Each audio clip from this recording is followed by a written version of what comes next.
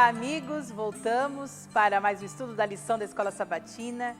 Na mensagem de hoje, algo bastante tocante nos chama a atenção no estudo dessa lição. Fala sobre dois personagens bastante conhecidos da Bíblia, Ananias e Safira, marido e mulher. Eles estavam vivendo num momento muito especial na história cristã. Ananias e Safira fizeram parte daqueles primeiros conversos após o Pentecostes, o derramamento do Espírito Santo. E eles viram grandes maravilhas e grandes conversões ao seu redor. E ao primeiro olhar, parece que eles também haviam se convertido.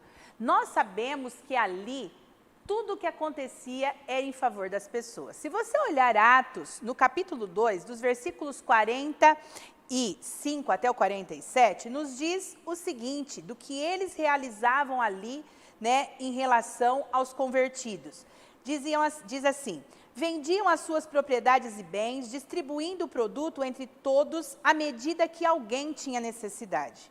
Diariamente, perseveravam unânimes no templo, partiam pão de casa em casa e tomavam as suas refeições com alegria e singeleza de coração, louvando a Deus e contando com a simpatia de todo o povo. Enquanto isso, acrescentava-lhes o Senhor dia a dia os que iam sendo salvos. Então havia um reavivamento constante e uma ajuda constante também.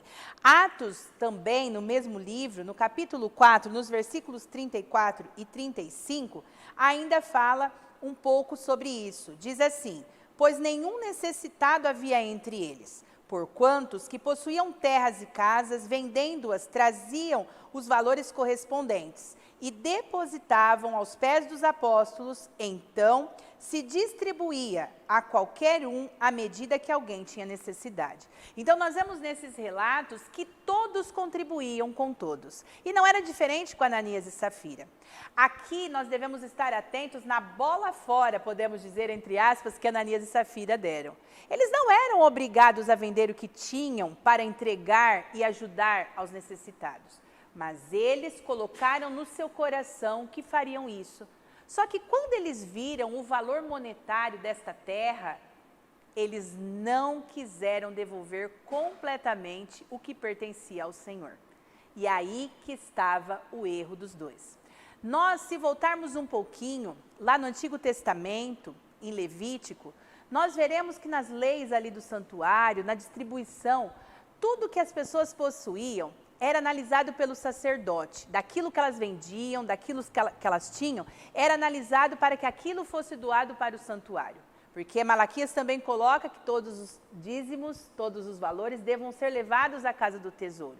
E isso já existia muito antes. Essa lei de ofertas, de oferecimento, de dízimos e ofertas, acontece muito antes. Até bem antes, inclusive no Éden. Não acontece apenas no Sinai, como alguns acreditam. E aqui em Levítico, tudo aquilo era distribuído. Nós percebemos que aqui também no livro de Atos acontece a mesma coisa. Não que a lei de Deus tenha mudado. Eles não precisavam mais apresentar isso ao sacerdote, porque Jesus já havia vindo, já tinha morrido e já tinha ressuscitado.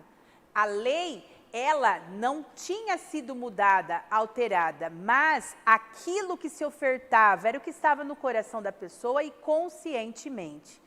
Mas Ananias e Safira prometeram um valor, e aquilo subiu ao seu coração o egoísmo e a cobiça.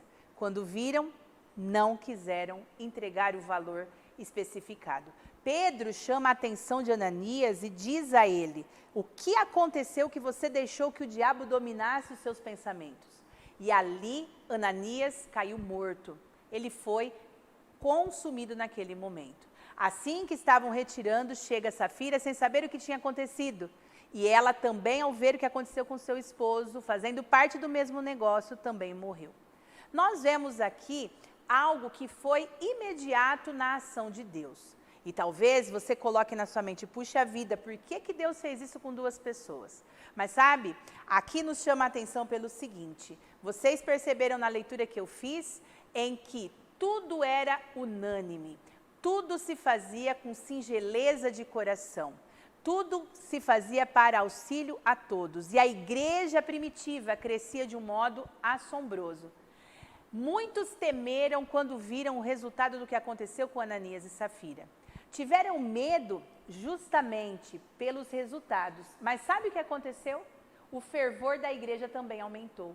Porque eles tiveram a consciência do que eles ofenderam ao Espírito Santo de Deus. E que aquilo foi necessário para que outros não caíssem no mesmo erro.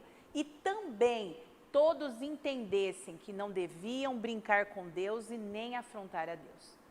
Quantas vezes nós também afrontamos o nome de Deus?